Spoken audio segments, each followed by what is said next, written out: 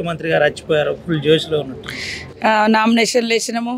మొదటి సభ కూడా కాంగ్రెస్ పార్టీ అభ్యర్థి మరి సభకు సీఎం రేవంత్ రెడ్డి గారు కూడా రావడం జరిగింది. పెద్ద ఎత్తున జైనింగ్స్ కూడా పబ్లిక్లో పలుకుబడినటువంటి నాయకులందరినీ కూడా కాంగ్రెస్ పార్టీలోకి ఆహ్వానిస్తూ ఉన్నాం. ఇప్పటి వరకు మంచి ఊపులో కాంగ్రెస్ పార్టీ ఉంది. ఈ యొక్క ఊపుని ఇదే రకంగా ఇంకా పెంచుకుంటూ ఇంకా మన ముందు ఇంకా 15 రోజులు ఉంది కాబట్టి ఖచ్చితంగా బ్రహ్మాండంగా పనిచేస్తాం. సర్వేలో చివరిగా ఉన్న సుగుణను మొదటి దశకు తీసుకొచ్చే ప్రయత్నం సీతక్క చేస్తుంది. ఏంటి ఇంకెంతమందిని పార్టీలో తీసుకునే ప్రయత్నం చేస్తున్నారు? ఇప్పటికే వరుసగా అందరినీ పార్టీలో జాయిన్ చేసుకున్నారు. వాస్తవానికి మీరు అన్నట్టుగా ఫస్ట్లో చివరిలో ఉన్నాము, కానీ ఇప్పుడు ముందుకు వచ్చేసినాం, ఆల్రెడీ దాటేసినాం, బార్డర్ దాటినాము. బ్రహ్మాండంగా మెజార్టీ కోసం ప్రయత్నం చేస్తూ ఉన్నాం. కాబట్టి ఎక్కడ మంచి లీడర్లు ఉన్నారో పబ్లిక్లో ఉండి వాళ్ళకు మంచి పేరు ఉంటే వాళ్ళ సేవలు ఖచ్చితంగా ప్రజలకు అవసరం ఉంటుంది. కాబట్టి మేము తీసుకుంటా ఉన్నాం. చాలా ఏరియాల నుంచి కూడా మేము వస్తామని అంటున్నాం. కాకపోతే లోకల్గా కూడా కొద్దిగా సమన్వయం చేసుకొని వచ్చిన తర్వాత డిస్టర్బెన్స్ ఉండవద్దని అందరినీ సమన్వయం చేసుకొని తీసుకుంటున్నాం. అట్లే మా లీడర్లకు కూడా మేము చెప్తున్నాం. మనం ఆదిలాబాద్ జిల్లాలో గతంలో వీక్ ఉన్నాం.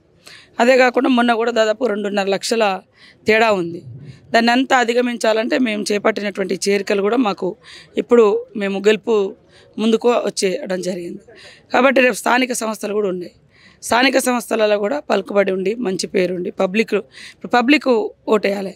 కాబట్టి అట్లాంటి వాళ్ళకే మనం టికెట్లు ఇవ్వడం జరుగుతుంది. కాబట్టి ప్రతి ఒక్క కార్యకర్త కష్టపడాలని చెప్తున్నాం. ఇంకా పెద్దవాళ్ళు కూడా రావడానికి సిద్ధంగా ఉన్నారు. కాకపోతే లోకల్గా ఉండేటువంటి నియోజకవర్గ లీడర్ల కోఆర్డినేషన్ కోసం చూస్తాం. ప్రధానంగా ఒక విషయం చెప్పండి అక్క, అటు బాసర నుండి మొదలుకొని కాగజ్ నగర్ వరకు ఎట్లుంది, అంటే రెస్పాన్స్ ఎట్లుంది, ఏ విధంగా ఉంది? మీరు ప్రతి పల్లె తిరుగుతున్నారు, ప్రతి గ్రామాన్ని టచ్ చేస్తున్నారు.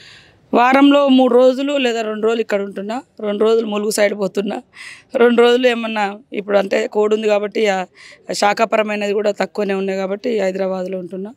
తర్వాత పార్టీ వేరే వేరే ప్రాంతాల్లో మొన్న కేరళ పంపించారు, అక్కడ కూడా వెళ్ళి వచ్చినాం. రేపెల్లుండి ఇంకొక స్టేట్ కూడా చెప్పడం జరిగింది. కాబట్టి నా మీద నాకు ఏ బాధ్యత ఇచ్చినా నేను 24 అవర్స్ పనిచేస్తూ ఉన్నా, చేస్తా. గతంలో ఇప్పటివరకు భారత్ జోడో యాత్ర నుంచి ఈ రోజు వరకు అయితే నాన్ స్టాప్గానే ఉన్నా. భారత్ జోడో యాత్రలో కూడా రాహుల్ గాంధీ తోటి 5 రోజులు ఆయనతో ఉంటే 15 రోజులలో 10 రోజులు నియోజకవర్గంలో ఉండేది. 10 రోజులు చూసుకొని మళ్ళీ 5 రోజులలో మళ్ళీ వేరే స్టేట్కి వచ్చిందంటే మళ్ళీ 5 రోజులు 3 రోజులు ఆయన యాత్రలో ఉండేది. కాబట్టి రాహుల్ గాంధీ అంటే కూడా నాకు అమితమైనటువంటి అభిమానం. దగ్గర నుంచి చూసిన యాత్రలో ఇంకా క్లోజ్గా.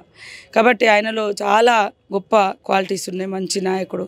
అలాంటి నాయకుడు ఈ దేశానికి అవసరం. ఎంత 3 ప్రధానుల కుటుంబంలో పుట్టినా కూడా ఎంత గర్వం లేకుండా ఎంత సింపుల్గా ఆయన యొక్క వ్యవహార శైలి, జీవన విధానం చూసి మాలాంటి వాళ్ళందరం కూడా ఇంకా నేర్చుకున్నాము.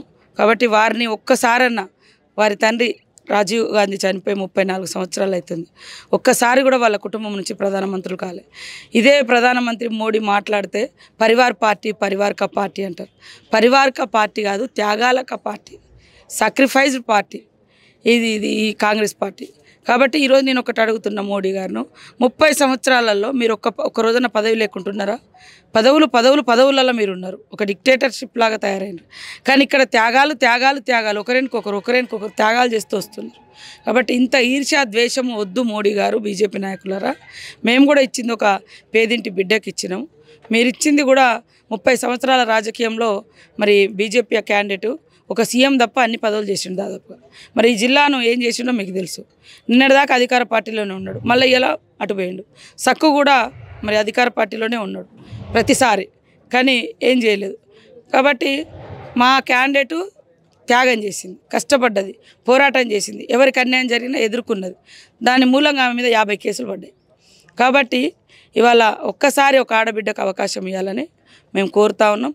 అంత సమన్వయం చేసుకుంటాం. ఇంకా 25 తారీఖు నుంచి ఇంకా బ్రహ్మాండంగా గ్రామాన ఇంటికి మా గ్యారంటీ కార్డ్స్ కూడా మేము ఇచ్చుకుంటూ ఒక పద్ధతిగా ఈ 10 రోజులు వర్క్ నడుస్తుంది.